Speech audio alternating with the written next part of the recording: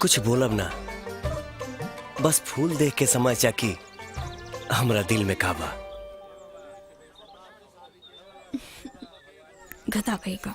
लड़की के गुलाब दियल जाला, गोभी ना।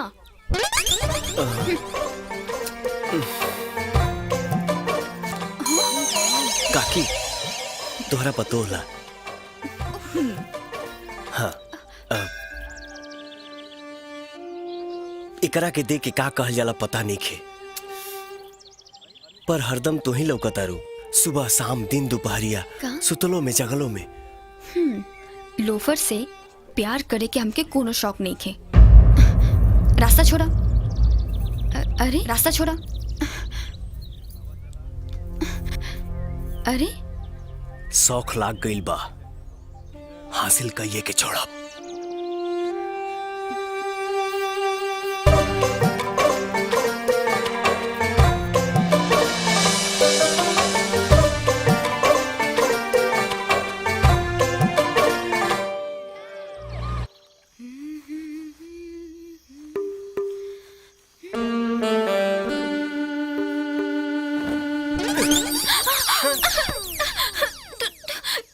तू हमार पीछा करत करत यहाँ तक भी पहुंच गईला। का देखा तारा? हाँ, चांद की खूबसूरती तो हर जा निहाना खिड़की के बाहर मिली। जा देख लो। हमके ऊ चांद ना, अपने दिल में बसल चांद के दर्शन करे आइल बानी। पगला गई बड़ा का? हाँ, कहे का जाता ना? हाँ,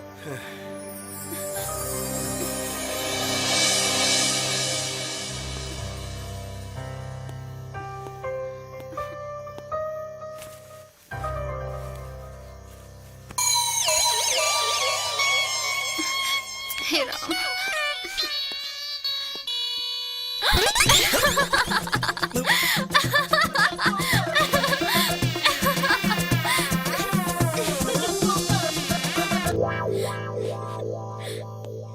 नंदिनी, अपने दिल से मान के हमके परमानेंट पिया बनाला।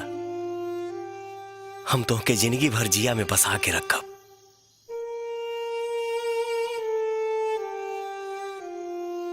हम जाना तानी। अरे कहाँ के पहाड़ टूटल रे।